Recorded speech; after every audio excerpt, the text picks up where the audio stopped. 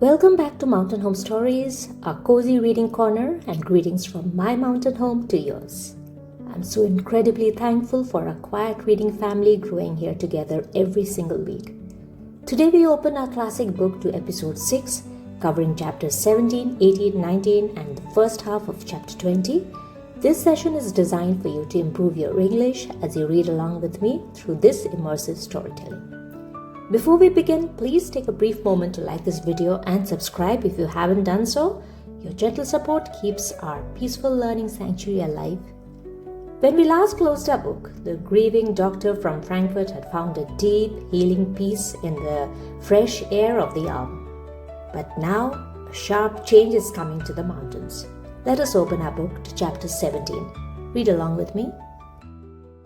Excursions over the mountains. The next morning, the doctor climbed up from Durfley with Peter and the goats.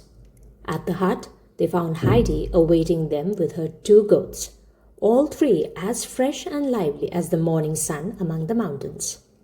"Are you coming today?" said Peter, repeating the words with which he daily greeted her.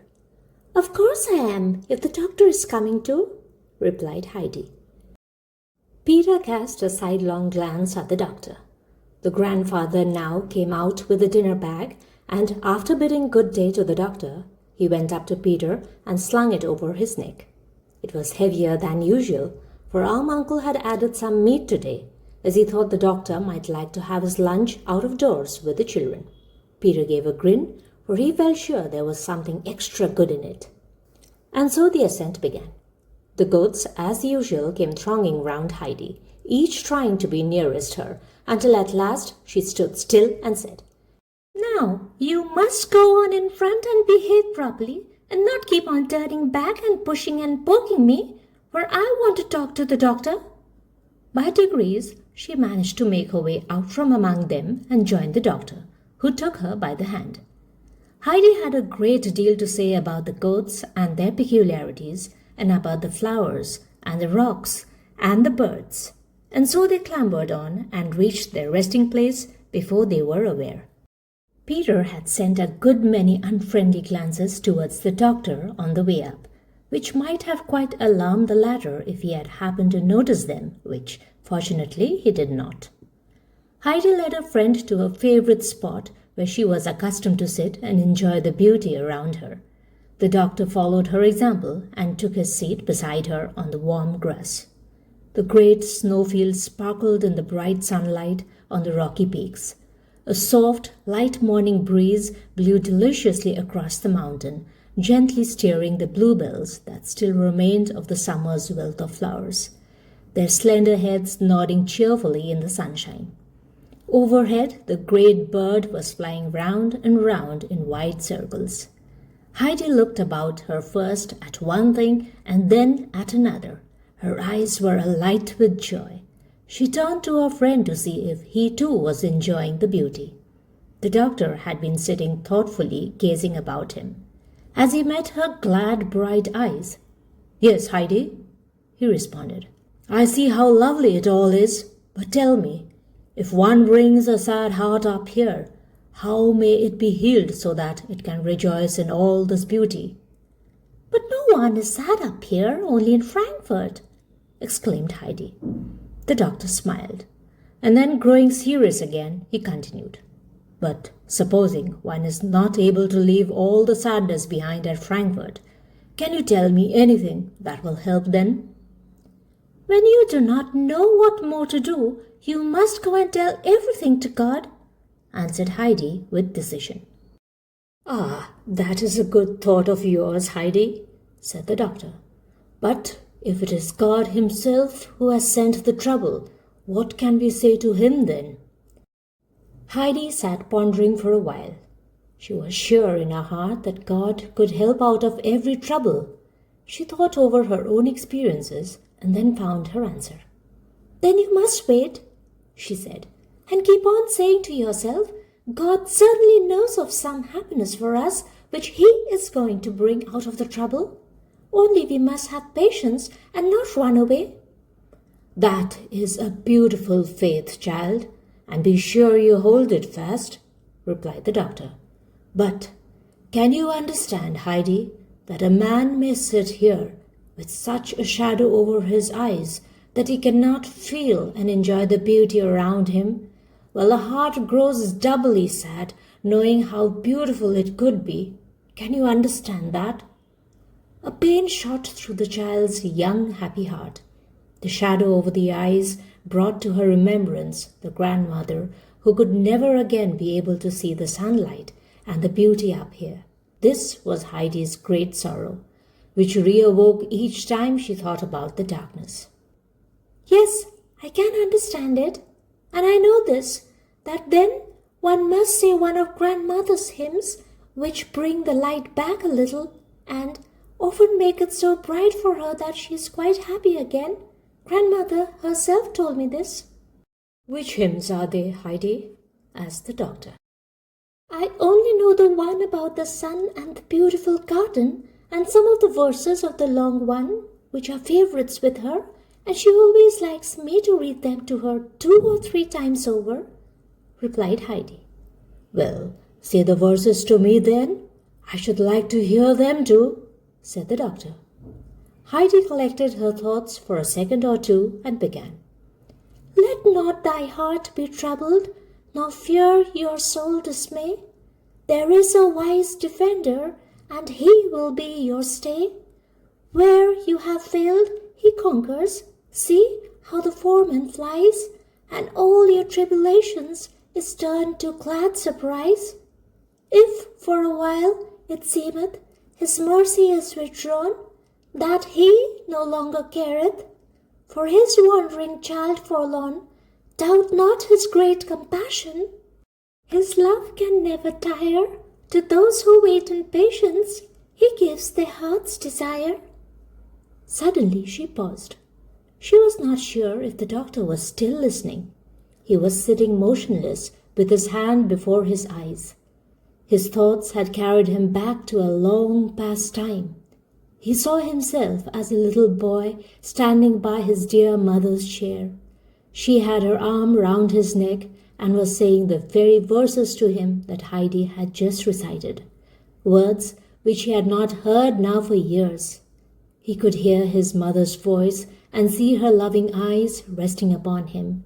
And as Heidi ceased, the old dear voice seemed to be saying other things to him, and the words he heard again must have carried him far, far away, for it was a long time before he stirred or took his hand from his eyes.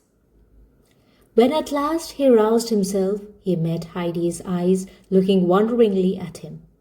Heidi, he said, taking the child's hand in his, that's a beautiful hymn of yours.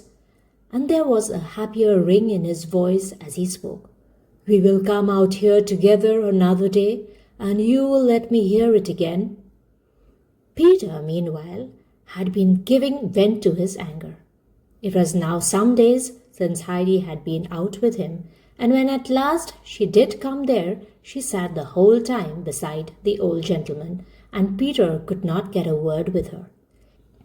He got into a terrible temper and at last went and stood some way back behind the doctor, where the latter could not see him, and doubling his fist made imaginary hits at the enemy. Presently he doubled both fists, and the longer Heidi stayed beside the gentleman, the more fiercely did he threaten with them. Meanwhile the sun had risen to the height which Peter knew pointed to the dinner hour. All of a sudden he called at the top of his voice, It's dinner time! Heidi started for the dinner bag so that the doctor might eat his where he sat. But he stopped her, telling her he was not hungry at all and only cared for a glass of milk, as he wanted to climb up a little higher. Then Heidi found that she also was not hungry and only wanted milk, and she should like, she said, to take the doctor up to the large moss-covered rock where Green Finch had nearly jumped down and killed herself. So she ran and explained matters to Peter, telling him to go and get milk for the two. Peter seemed hardly to understand. Who's going to eat what is in the bag then? He asked. You can have it, she answered. Only first make haste and get the milk. Peter had seldom performed any task more promptly, for he thought of the bag and its contents, which now belonged to him. As soon as the other two were sitting quietly drinking their milk, he opened it, and quite trembled for joy at the sight of the meat, and he was just putting his hand in to draw it out when something seemed to hold him back.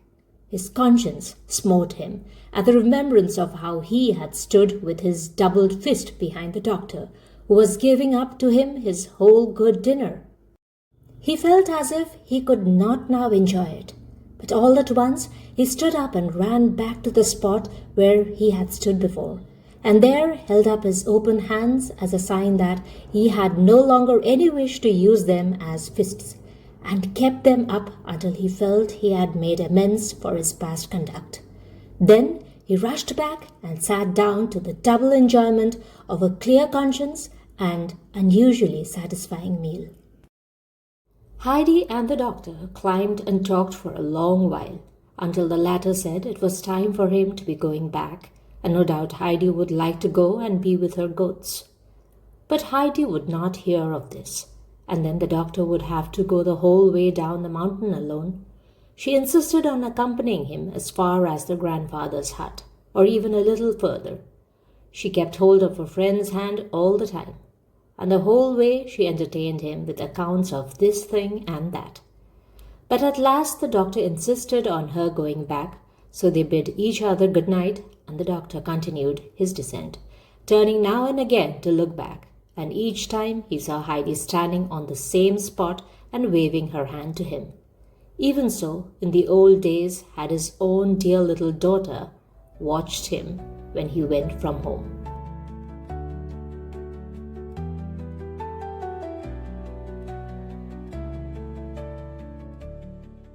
It was a bright, sunny autumn month. The doctor came up to the hut every morning and thence made excursions over the mountain. Our uncle accompanied him on some of his higher ascents. The doctor found great pleasure in his companion's conversation and was astonished at his knowledge of the plants that grew on the mountain. He was well versed also in the ways of the animals, great and small, and had many amusing anecdotes to tell of these dwellers in caves and holes and in the tops of the fir trees. And so the time passed pleasantly and quickly for the doctor, who seldom said good-bye to the old man at the end of the day without adding, "I never leave you, friend, without having learned something new from you." On some of the very finest days, however, the doctor would wander out again with Heidi, and then the two would sit together as on the first day, and the child would repeat her hymns and tell the doctor things which she alone knew. Peter sat at a little distance from them, but he was now quite reconciled in spirit and gave vent to no angry pantomime. September had drawn to its close, and one morning the doctor appeared, looking less cheerful than usual. It was his last day, he said, as he must return to Frankfurt, but he was grieved at having to say good-bye to the mountain, which had begun to feel quite like home to him. Our uncle, on his side, greatly regretted the departure of his guest, and Heidi had been accustomed so long to see her good friend every day that she could hardly believe the time had suddenly come to separate. She walked part way down the mountain with him, still unable to grasp the idea that he was going for good. After some distance, the doctor stood still, and passing his hand over the child's curly head, said, "Now, Heidi, you must go back, and I must say good-bye. If only I could take you with me to Frankfurt and keep you there." The picture of Frankfurt rose before the child's eyes, its endless rows of houses, its hard streets, and even the vision of Miss Rottermeier and Tinette, and she answered hesitatingly, "I would rather that you came back to us." "Yes, you're right. That would be better. But now, goodbye, Heidi." The child put her hand in his and looked up at him. The kind eyes looking down on her had tears in them. Then the doctor tore himself away and quickly continued his descent. Heidi remained standing without moving. The friendly eyes with the tears in them had gone to her heart. All at once she burst into tears and started running as fast as she could after the departing figure, calling out in broken tones, "Doctor! Doctor!" He turned round and waited till the child reached him. The tears were streaming down her face, and she sobbed out, "I will come to Frankfurt with you now at once, and I will stay with you as long as you like. But I must just run back and tell grandfather." The doctor laid his hand on her and tried to calm her excitement. "No, no, dear child," he said kindly. "Not now. You must stay for the present under the fir trees. You might get sick again. But if I am ever ill and alone, will you come then and stay with me? May I know that there would then be someone to look after me and care for me?" "Yes, yes, I will come the very day you send for me, and I love you nearly as much as grandfather," replied Heidi, who had not yet got over her distress. And so the doctor again bid her goodbye and started on his way, while Heidi remained looking after him and waving her hand as long as a speck of him could be seen. As the doctor turned for the last time and looked back at the waving Heidi and the sunny mountain, he said to himself, "It is good to be up there, good for body and soul, and a man might learn how to be happy once more."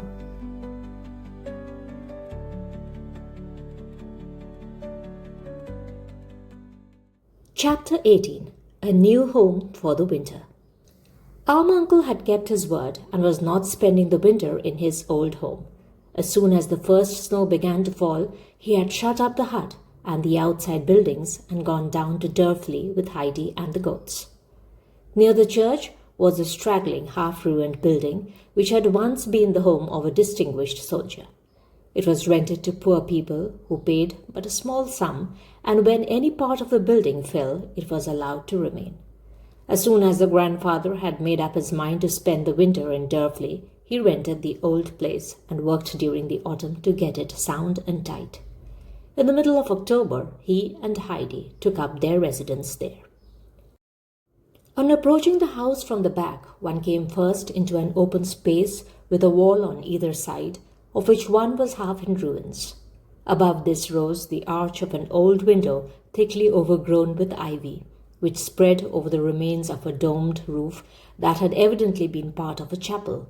A large hall came next, which lay open, without doors, to the square outside.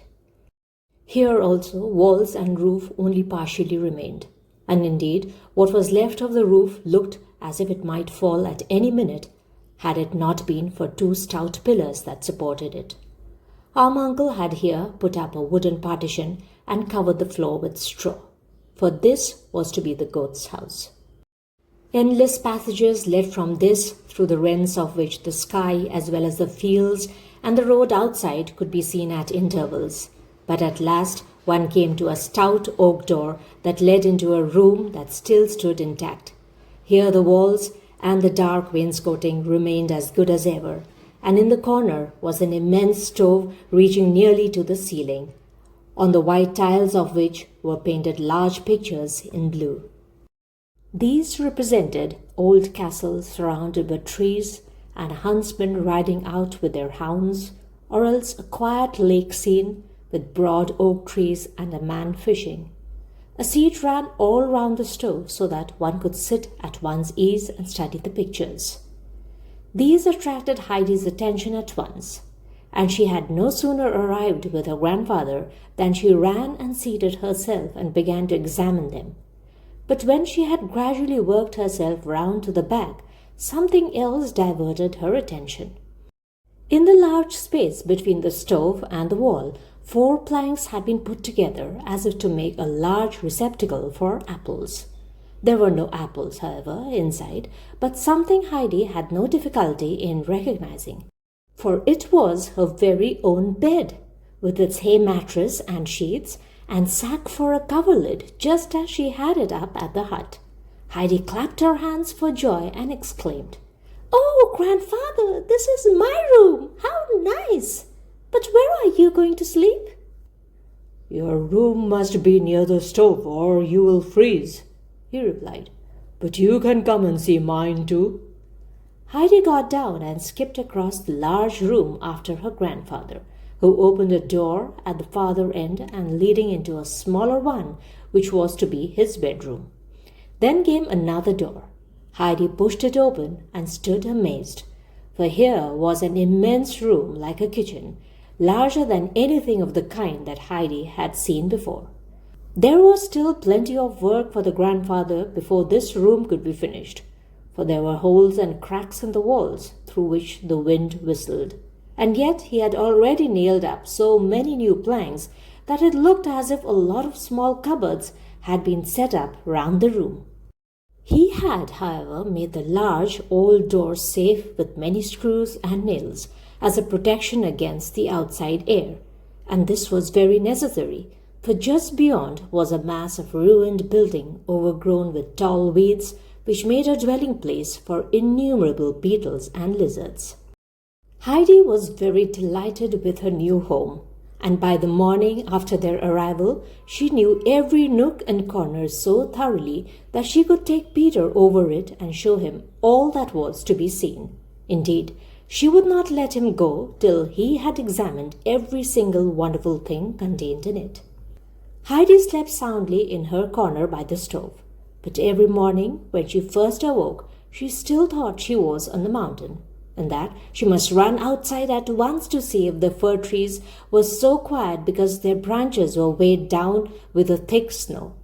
She had to look about her for some minutes before she felt quite sure where she was, and a certain sensation of trouble and oppression would come over her as she grew aware that she was not at home in the hut. But then she would hear her grandfather's voice outside attending to the goats, and these would give one or two loud bleats as if calling to her to make haste and go to them. And then Heidi was happy again, for she knew she was still at home, and she would jump gladly out of bed and run out to the animals as quickly as she could.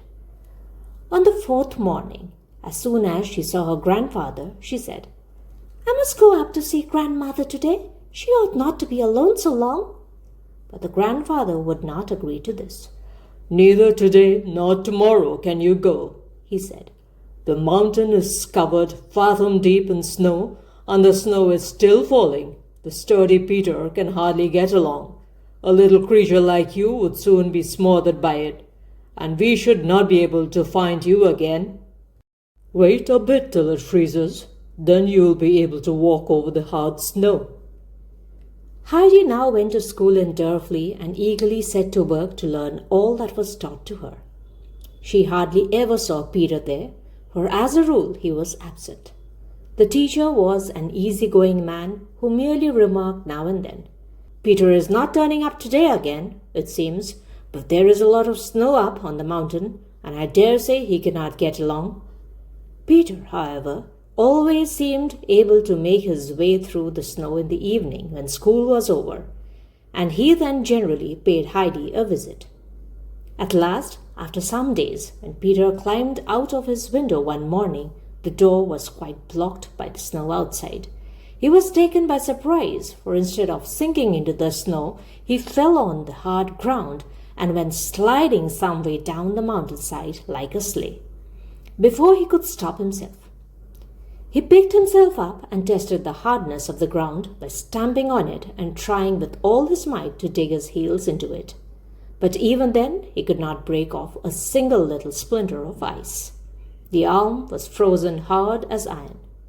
This was just what Peter had been hoping for, as he knew now that Heidi would be able to come up to see them. He quickly got up into the house, swallowed the milk which his mother had ready for him, thrust a piece of bread in his pocket and said, "I must go off to school," and in another minute was shooting down the mountain on his sled. He went like lightning, and when he reached Durfley, which stood on the direct road to Maenfield, he made up his mind to go no further. So down he still went till he reached the level ground, where the sled came to a pause of its own accord, some little way beyond Maenfield. He knew it was too late to get to school now, as lessons would already have begun, and it would take him a good hour to walk back to Durfley. So he took his time about returning and reached Durfley just as Heidi had got home from school and was sitting at dinner with her grandfather. Peter walked in, exclaiming as he stood still in the middle of the room, "She's got it now." "Got it? What? asked the uncle. Your words sound quite warlike, General. The frost, explained Peter.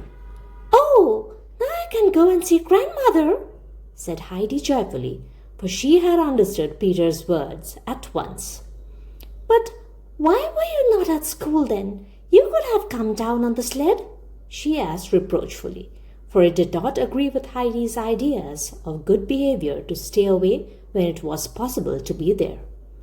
It carried me on too far, and I was too late, Peter replied. I call that being a deserter, said the uncle, and deserters get their ears pulled, as you know. Peter gave a tug to his cap in alarm, for there was no one of whom he stood in so much awe as our uncle. And an army leader like yourself ought to be doubly ashamed of running away, continued our uncle. What would you think of your goats if one went off this way and another that, and refused to follow and do what was good for them?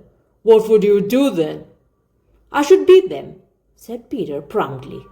And if a boy behaved like these unruly goats, and he got a beating for it, what would you say then? Serves him right, was the answer. Good. Then understand this. Next time you let your sled carry you past the school when you ought to be inside at your lessons, come on to me afterwards and receive what you deserve. Peter understood the drift of the old man's questions, and that he was the boy who behaved like the unruly goats, and he looked somewhat fearfully towards the corner to see if there happened to be a stick around. But now the grandfather suddenly said in a cheerful voice, Come and sit down and have something, and afterwards Heidi shall go with you. Bring her back this evening, and you will find supper waiting for you here. This unexpected turn of conversation set Peter grinning all over with delight. He obeyed without hesitation and took his seat beside Heidi. But the child could not eat in her excitement at the thought of going to see grandmother. She ran to the cupboard and brought out the warm cloak Clara had sent her. With this on and the hood drawn over her head, she was all ready for her journey. She stood waiting beside Peter, and as soon as his last mouthful had disappeared, she said, Come along now. As the two walked together, Heidi had much to tell Peter of her two goats that had been so unhappy the first day in their new stall that they would not eat anything and stood hanging their heads, not even rousing themselves to bleat. And when she asked her grandfather the reason of this, he told her it was the same with the goats as with her in Frankfurt, for it was the first time in their lives they had come down from the mountain. And you don't know what that is, Peter, unless you have felt it yourself, added Heidi. When they reached their destination, they found Brigitte sitting alone knitting, for the grandmother was not very well and had to stay in bed on account of the cold. Heidi had never before missed the old figure in her place in the corner, and she ran quickly into the next room. There lay grandmother on her little, poorly covered bed, wrapped up in her warm grey shawl. Thank God! She exclaimed as Heidi came running in.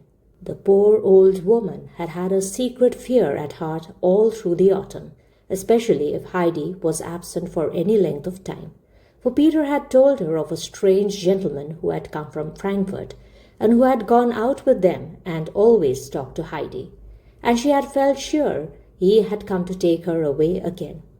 Even when she heard he had gone off alone, she still had an idea that a messenger would be sent over from Frankfurt to take the child. Heidi went up to the side of the bed and said, Are you ill, grandmother? No, no, child, answered the old woman reassuringly, passing a hand lovingly over the child's head. It's only the frost that has got into my bones a bit. Shall you be quite well then directly it turns warm again? Yes, God willing, or even before that, for I want to get back to my spinning. I thought perhaps I should do a little today, but tomorrow I'm sure to be all right again. Heidi noticed that the grandmother was wrapped up in her nice shawl and exclaimed, In Frankfurt everybody puts on a shawl to go out walking. Did you think it was to be worn in bed, grandmother? I put it on, dear child, to keep myself from freezing, and I am so pleased with it, for my bedclothes are not very thick," she answered. "But grandmother," continued Heidi, "your bed is not right, because it goes downhill at your head instead of uphill." "I know it, child. I can feel it." And the grandmother put up her hand to the thin, flat pillow, which was little more than a board under her head, to make herself more comfortable. "The pillow was never very thick, and I have lain on it now for so many years that it has grown quite flat."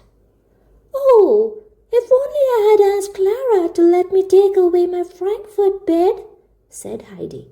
"I had 3 large pillows, one above the other, so that I could hardly sleep, and I used to slip down to try and find a flat place, and then I had to pull myself up again, because it was proper to sleep there like that.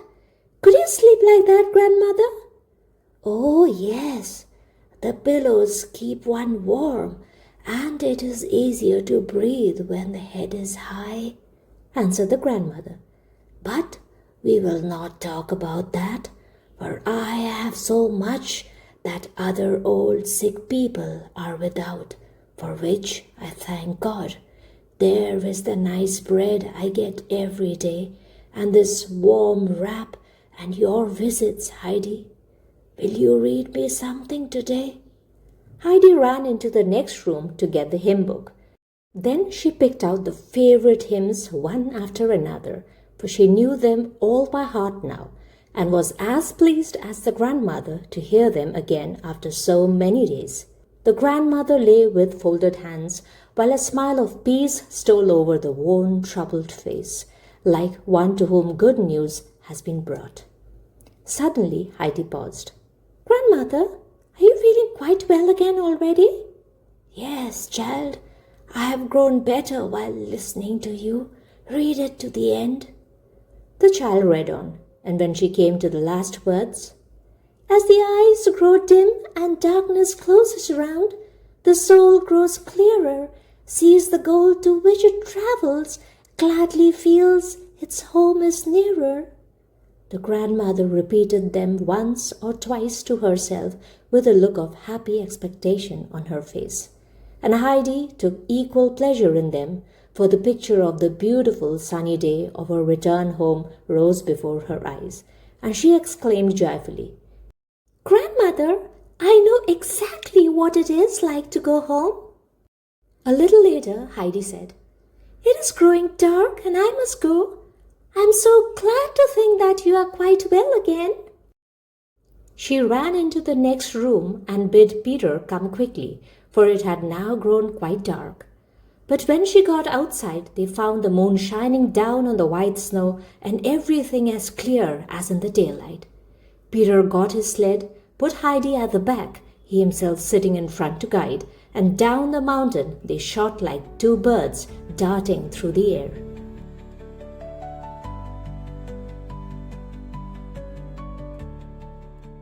When Heidi was lying that night on her high bed of hay, she thought of the grandmother on her low pillow, and of all she had said about the light and comfort that awoke in her when she heard the hymns.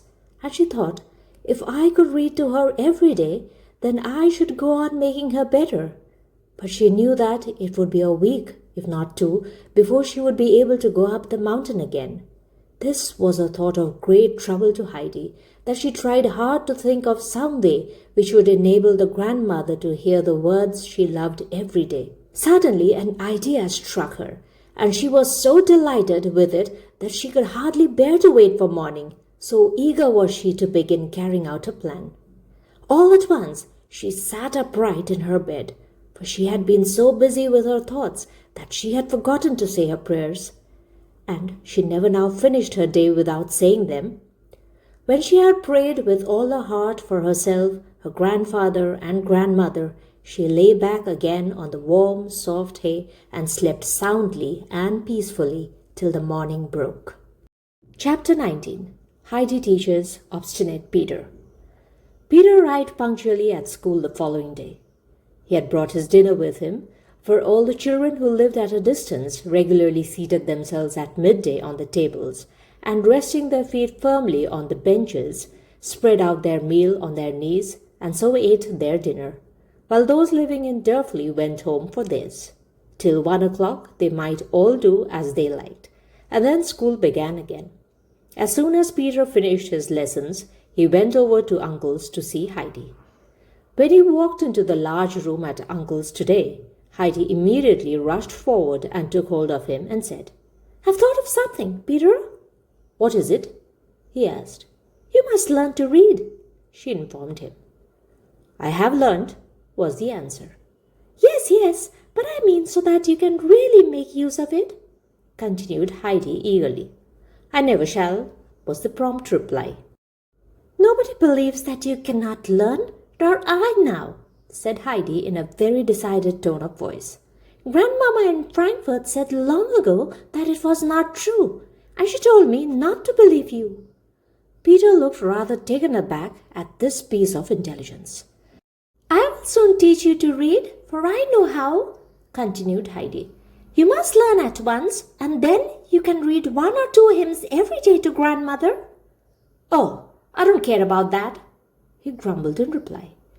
This hard-hearted way of refusing to agree to what was right and kind, and to what Heidi had so much at heart, aroused her anger. With flashing eyes, she stood facing the boy and said threateningly, "If you won't learn as I want you to, I will tell you what will happen. You know your mother had often spoken of sending you to Frankfurt that you may learn a lot of things? And I know where the boys there have to go to school. Clara pointed out the great house to me when we were driving together. And they don't only go when they are boys, but have more lessons still when they are grown men. I have seen them myself, and you mustn't think they have only one kind teacher like we have. There are ever so many of them, all in the school at the same time, and they are all dressed in black, as if they were going to church, and have black hats on their heads as high as that." And Heidi held out her hand to show their height from the floor. Peter felt a cold shudder run down his back. "And you will have to go in among all those gentlemen," continued Heidi with increasing animation. "And when it comes to your turn, you won't be able to read and will make mistakes in your spelling. Then you'll see how they'll make fun of you, even worse than Trinette, and you ought to have seen what she was like when she was scornful." "Well, alone then," said Peter, half sorrowfully and half angrily. Heidi was instantly mollified. "That's right. Then we'll begin at once," she said cheerfully.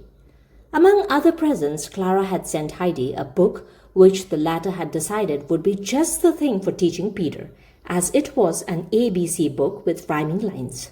So the two sat together at the table with their heads bent over the book and began the lesson.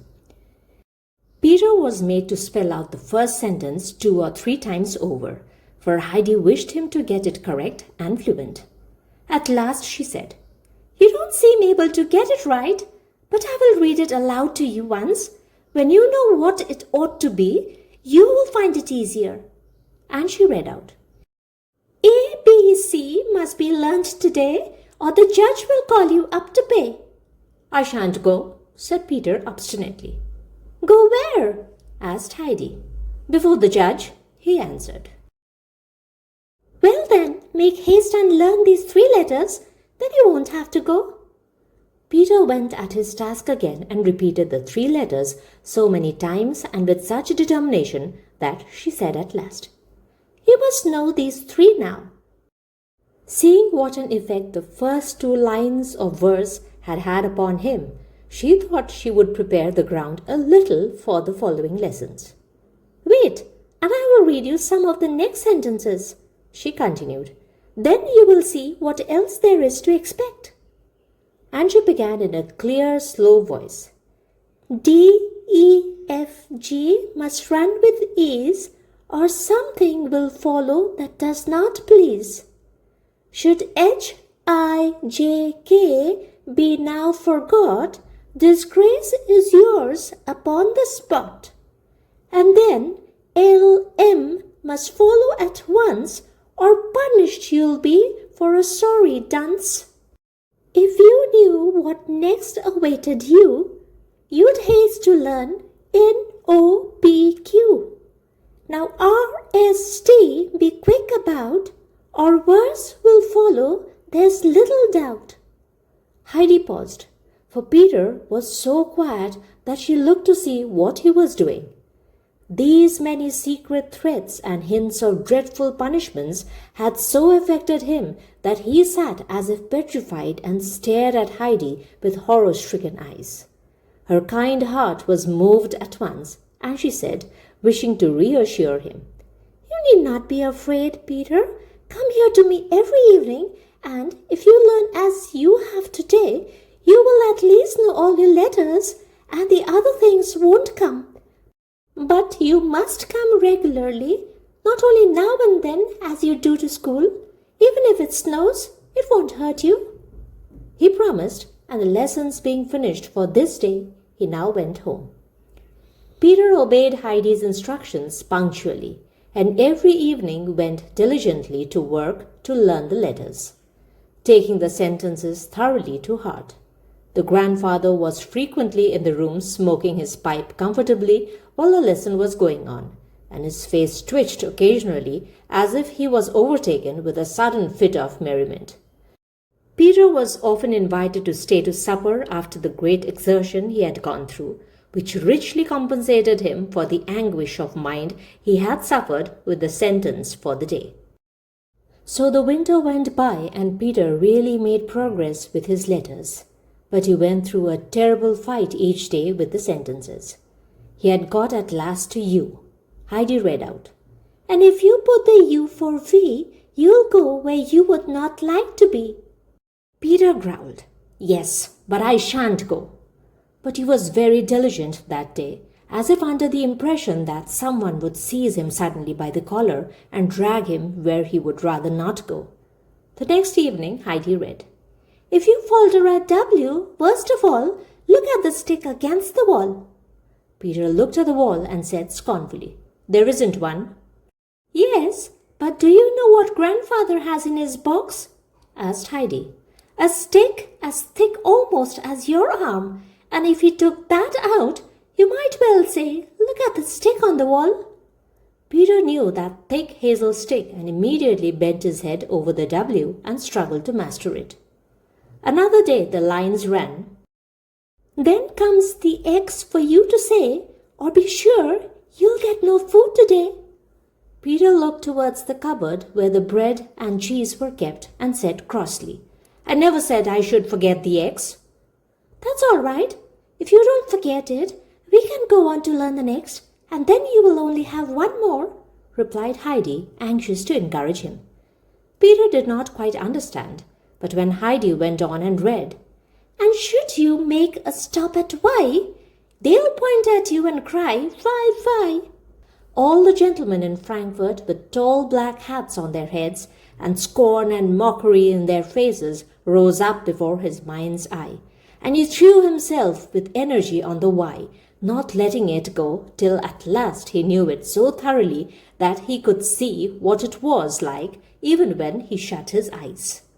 He arrived on the following day in a somewhat lofty frame of mind, for there was now only one letter to struggle over, and when Heidi began the lesson with reading aloud, "Make haste with Z. If you're too slow, off to the Hottentots you'll go." Peter remarked scornfully, "I dare say, when no one knows even where such people live." "I assure you, Peter," repeated Heidi, "grandfather knows all about them. Wait a second, and I will run and ask him, for he is only over the way with Pastor." And she rose and ran to the door to put her words into action. But Peter cried out in a voice of agony, "Stop!" For he already saw himself being carried off by our uncle and the pastor and sent straight away to the Hottentots, since as yet he did not know his last letter. His cry of fear brought Heidi back. "What is the matter?" she asked in astonishment. "Nothing. Come back. I'm going to learn my letter," he said, stammering with fear. Heidi, however, herself wished to know where the Hottentots lived and persisted that she should ask her grandfather. But she gave in at last to Peter's despairing entreaties. she insisted on his doing something in return. And so, not only had he to repeat his Z until it was so fixed in his memory that he could never forget it again, but she began teaching him to spell, and Peter really made a good start that evening. So it went on from day to day. The frost had gone and the snow was soft again, and moreover, fresh snow continually fell, so that it was quite 3 weeks before Heidi could go to the grandmother again. So much the more eagerly did she pursue her teaching so that Peter might compensate for her absence by reading hymns to the old woman. One evening he walked in home after leaving Heidi, and as he entered he said, "I can do it now." "Do what, Peter?" asked his mother. "Read," he answered. "Do you really mean it? Did you hear that, grandmother?" she called out. The grandmother had heard and was already wondering how such a thing could have come to pass. "I must read one of the hymns now. Heidi told me to," he went on to inform them. His mother hastily brought the book, and the grandmother lay in joyful expectation, for it was so long since she had heard the good words. Peter sat down to the table and began to read. His mother sat beside him, listening with surprise and exclaiming at the close of each verse, "Who would have thought it possible?" The grandmother did not speak, though she followed the words he read with strained attention. It happened on the day following this that there was a reading lesson in Peter's class. When it came to his turn, the teacher said, "We must pass over Peter as usual, or will you try again once more? I will not say to read, but to stammer through a sentence." Peter took the book and read off 3 lines without the slightest hesitation. The teacher put down his book and stared at Peter as at some out-of-the-way and marvelous thing unseen before. At last he spoke. "Peter, some miracle has been performed upon you. Here have I been striving with unheard-of patience to teach you, and you have not hitherto been able to say your letters even. And now, just as I had made up my mind not to waste any more trouble upon you, you suddenly are able to read a whole sentence properly and distinctly. How has such a miracle come to pass in our days?" "It was Heidi," answered Peter. The teacher looked in astonishment towards Heidi, who was sitting innocently on her bench with no appearance of anything supernatural about her. He continued, "I have noticed a change in you altogether, Peter. Whereas formerly you often missed coming to school for a week, or even weeks at a time, you have lately not stayed away a single day. Who has wrought this change for good in you?"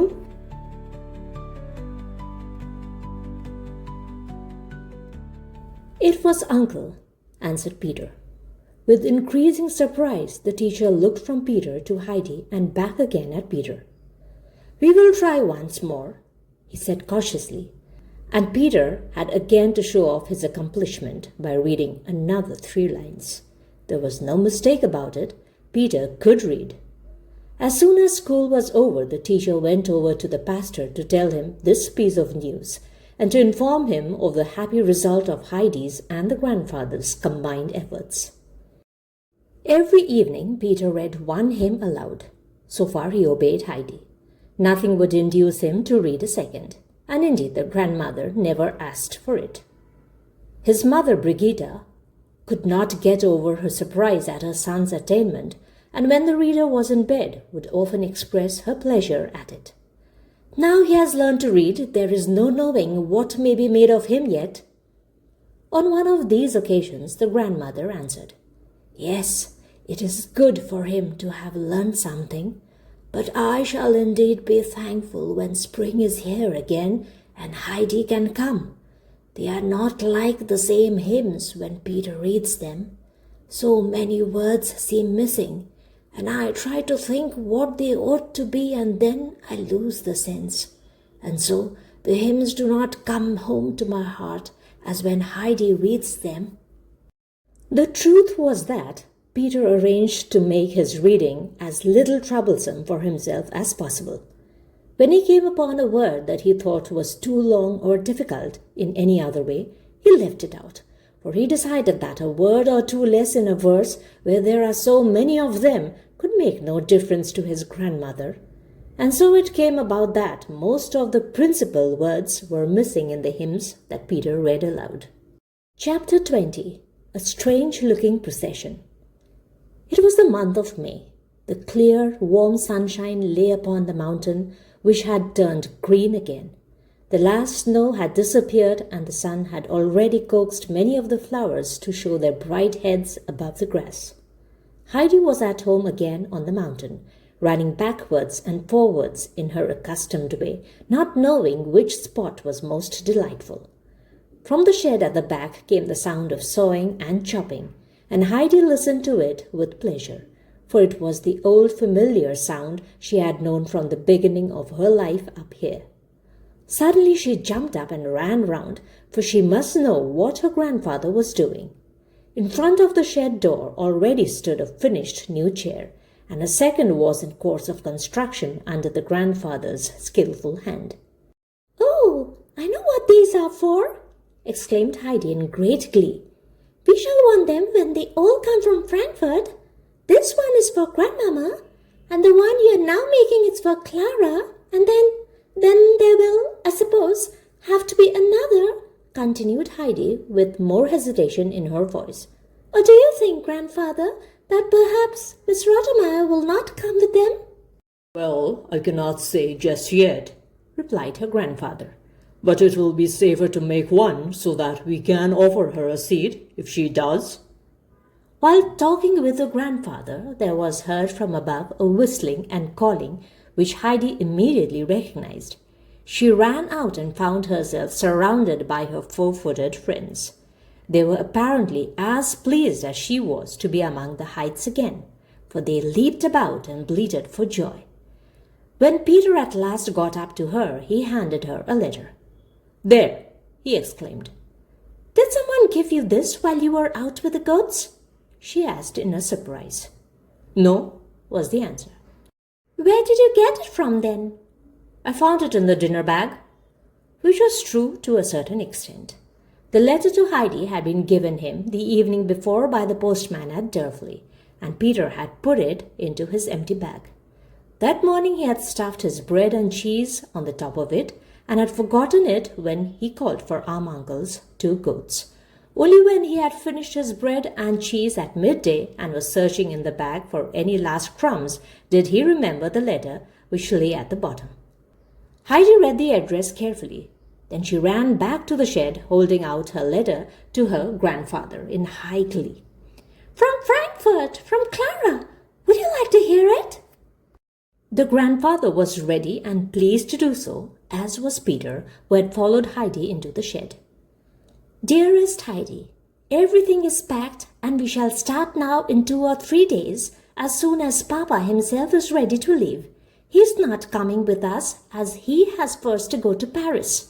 The doctor comes every day, and as soon as he is inside the door, he cries, 'Off now, as quickly as you can, off to the mountain.' He is most impatient about our going. You cannot think how much he enjoyed himself when he was with you. He has called nearly every day this winter, and each time he describes over again all he did with you and the grandfather, and talks of the mountains and the flowers, and of the great silence up there far above all towns and villages, and of the fresh, delicious air, and often adds, 'No one can help getting well up there.' He himself is quite a different man since his visit, and looks happy again. Oh, how I am looking forward to seeing everything, and to being with you on the mountain, and to making the acquaintance of Peter and the goats. I shall have first to go through a 6-week cure at Ragaz. This the doctor has ordered, and then we shall move up to Durfley, and every fine day I shall be carried up the mountain in my chair and spend the day with you. Grandmama is travelling with me and will remain with me. She also is delighted at the thought of paying you a visit. But just imagine, Miss Rottenmeier refuses to come with us. Almost every day Grandmama says to her, 'Well, How about this Swiss journey, my worthy Rottenmeier? Pray say if you really would like to come with us. But she always thanks Grandmamma very politely and says she has quite made up her mind. I think I know what has done it. Sebastian gave such a frightful description of the mountain, of how the rocks were so overhanging and dangerous that at any minute you might fall into a crevice, and how it was such a steep climbing that you feared at every step to go slipping to the bottom, and that goats alone could make their way up without fear of being killed. She shuddered when she heard him tell of all this, and since then she has not been so enthusiastic about Switzerland as she was before. Fear has also taken possession of Tinette, and she also refuses to come. So Grandmamma and I will be alone. Sebastian will go with us as far as Ragaz and then return here. I can hardly bear waiting till I see you again. Goodbye, dearest Heidi. Grandmamma sends you her best love and all good wishes. Your affectionate friend, Clara. As soon as the letter had been read, Peter rushed out, twirling his stick in the air in such a reckless fashion that the frightened goats fled down the mountain before him with higher and wider leaps than usual. He followed at full speed, his stick still raised in air in a menacing manner, as if he was longing to vent his fury on some invisible foe. This foe was indeed the prospect of the arrival of the Frankfurt visitors, the thought of whom filled him with exasperation. Heidi was so full of joyful anticipation that she determined to seize the first possible moment next day to go down and tell Grandmother who was coming, and also particularly who was not coming. The old lady was no longer confined to her bed. She was back in her corner at her spinning wheel, but there was an expression on her face of mournful anxiety. Peter had come in the evening before, brimful of anger, and had told about the large party who was coming up from Frankfurt, and he did not know what other things might happen after that, and the old woman had not slept all night, pursued by the old thought of Heidi being taken from her. Heidi ran in, and taking her little stool immediately sat down by Grandmother and began eagerly pouring out all her news, growing more excited with her pleasure as she went on. But all of a sudden she stopped short and said anxiously, "What is the matter, Grandmother? Aren't you a bit pleased with what I am telling you?"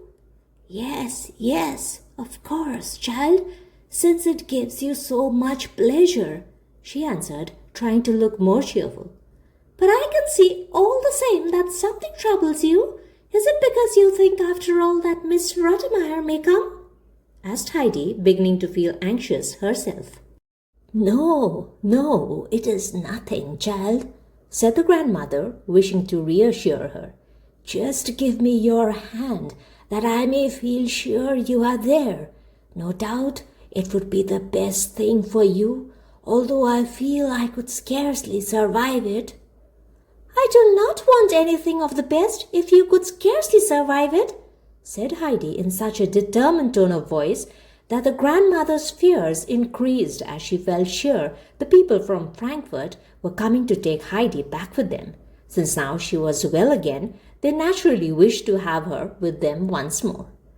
But she was anxious to hide her trouble from Heidi if possible, as the latter was so sympathetic that she might refuse perhaps to go away, and that would not be right.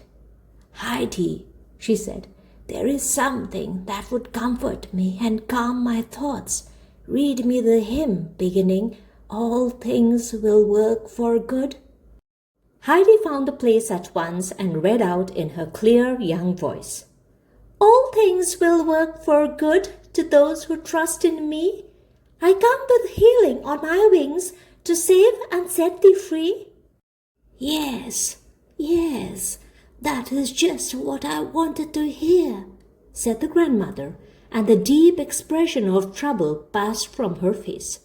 Heidi looked at her thoughtfully for a minute or two and then said, "Healing means that which cures everything and makes everybody well, doesn't it, Grandmother?" "Yes, that is it," replied the old woman with a nod of assent. and we may be sure everything will come to pass accordingly to God's good purpose." When the evening came, Heidi returned home up the mountain. The stars came out overhead one by one, so bright and sparkling that each seemed to send a fresh ray of joy into her heart. Not only were the nights of this month of May so clear and bright, but the days as well. The sun rose every morning into the cloudless sky, as undimmed in its splendor as when it sank the evening before, and the grandfather would look out early and exclaim with astonishment, "This is indeed a wonderful year of sun. It will make all the shrubs and plants grow apace. You will have to see, General, that your army does not get out of hand from overfeeding." And Peter would swing his stick with an air of assurance and an expression on his face as much as to say, "I'll see to that." So May passed, everything growing greener and greener. And then came the month of June, with a hotter sun and longer light days that brought the flowers out all over the mountain, so that every spot was bright with them, and the air full of their sweet scents. This month, too, was drawing to its close, when one day Heidi, having finished her household duties, ran out with the intention of paying first a visit to the fir trees, and then going up higher to see if the bush of rock roses were yet in bloom, for its flowers were so lovely when standing open in the sun. But just as she was turning the corner of the hut, she gave such a loud cry that her grandfather came running out of the shed to see what had happened. "Grandfather! Grandfather!" she cried, beside herself with excitement. "Come here! Look! Look!" The old man was by her side by this time and looked in the direction of her outstretched hand. A strange-looking procession was making its way up the mountain. In front were two men carrying a sedan chair, in which sat a girl well wrapped up in shawls. Then followed a horse, mounted by a stately-looking lady who was looking about her with great interest and talking to the guide who walked beside her. Then a reclining chair, which was being pushed up by another man, it having evidently been thought safer to send the invalid to whom it belonged up the steep path in a sedan chair.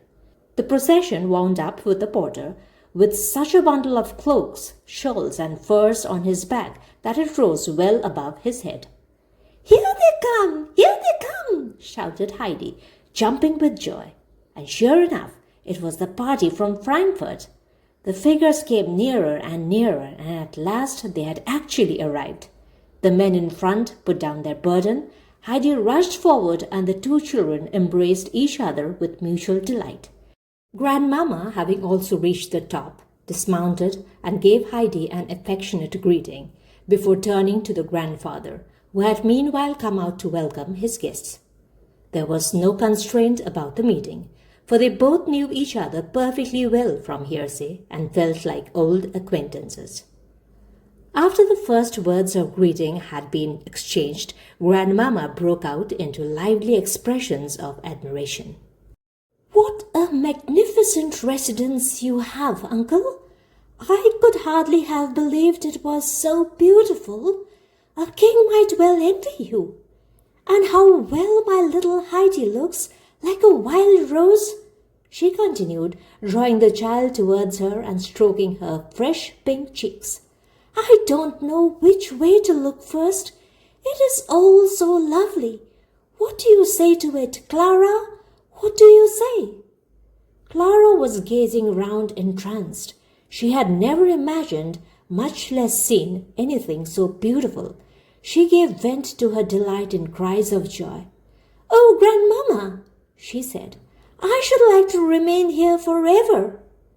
The grandfather had meanwhile drawn up the invalid chair and spread some of the wraps over it. He now went up to Clara.